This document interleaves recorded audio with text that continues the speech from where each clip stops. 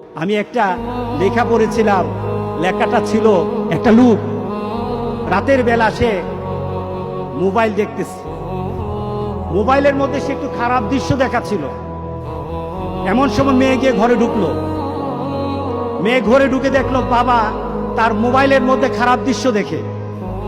আছে কিনা এমন ছেলেরা, এমন আছে কিনা বলেন? এগুলির কারণেই তো জানা, এগুলির কারণেই তো জানা দৃশ্য দেখছে, মেয়ে দেখে ফেললো। মেয়ে তখন বাবাকে বলল, বাবা তোমার লজ্জা লাগলো না? লজ্জা করে না? একটা শব্দ বলেছে, লজ্জা করে না বাবা, লজ্জা করে না বাবা। মেয়েটা ঘরে চলে গেল। সেই বাবা যন্ত্রণায় ভুগতে আরম্ভ করলো, আরে আমার মেয়ে দেখে ফেললো, আমার মেয়ে কি কথাটা বলেছে, লজ্জা করে না বাবা। মেয়েটা সহ্য করতে পারলো না, সে লোকটা অফিসে চলে গেল, অফিস করতেছে, কিন্তু আর ভালো লাগে না। মেয়েটা কি বলেছে, লজ্জা লাগে না বাবা? কিন্তু মেয়েটার যন্ত্রণায় সে হার্ট ফিল করলো, বাবার এই অবস্থা দেখে হার্ট ফিল করলো।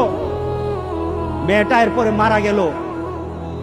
বাবা যখন বাড়িতে ফিরে আসলো, মেয়েটা বাবার মাথাটা নোয়া, লজ্জিত একটা মুখ। এখনই আমার মেয়ের সাথে দেখা হলে আমার কানে বাজতেছে, আমার মেয়ে আমাকে বলেছে লজ্জা লাগে না বাবা। আমি কিভাবে আমার মেয়ের সামনে যাব, আমি কিভাবে আমার মেয়ের সামনে যাব? এই চিন্তা যখন করতেছে, এমন সময় দরজা খোলার সাথে সাথে একটা চিৎকার শুনলো। স্ত্রী চিৎকার বলতেছে, আমার মেয়েটা মারা গেছে, আমার মেয়েটা মারা গেছে। বাবার কানে তখন বাজতেছিল রাতের কথা, লজ্জা লাগে না বাবা? তার দাফন হলো, তার জানাজার ব্যবস্থা হলো। দাফন করার সময় মেয়েটাকে যখন কবরের মধ্যে দাফন করে দেয়, কবরের মধ্যে রাখা অবস্থায় বাবা একটা চিৎকার করার কথা ছিল। মেয়েটা তো চলে যায়, বাবা চিৎকার করার কথা ছিল, বাবা চিৎকার করে নাই, বাবা হেসে দিয়েছে। বাবা হেসে দিল। তাকে জিজ্ঞাসা করলো, তুমি হাসছো কেন? আমার মেয়েটা চলে গেছে, আমার কলিজার টুকরাটা চলে গেছে, কিন্তু আমার জীবনের মধ্যে একটা আঘাত দিয়ে পরিবর্তন করে গেছে।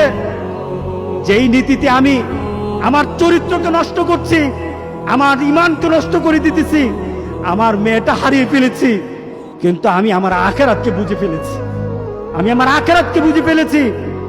আজকে সমাজের যারা প্রিভেন্টিভ করছেন না, আপনি চিন্তা করছেন আপনার মেয়েটা কিন্তু একদিন আপনার জন্য বিপদ হয়ে যাবে, আপনার জন্য বিপদ হয়ে যাবে। এই মেয়েটা যদি চরিত্রবান হয়, তাহলে আপনার জন্য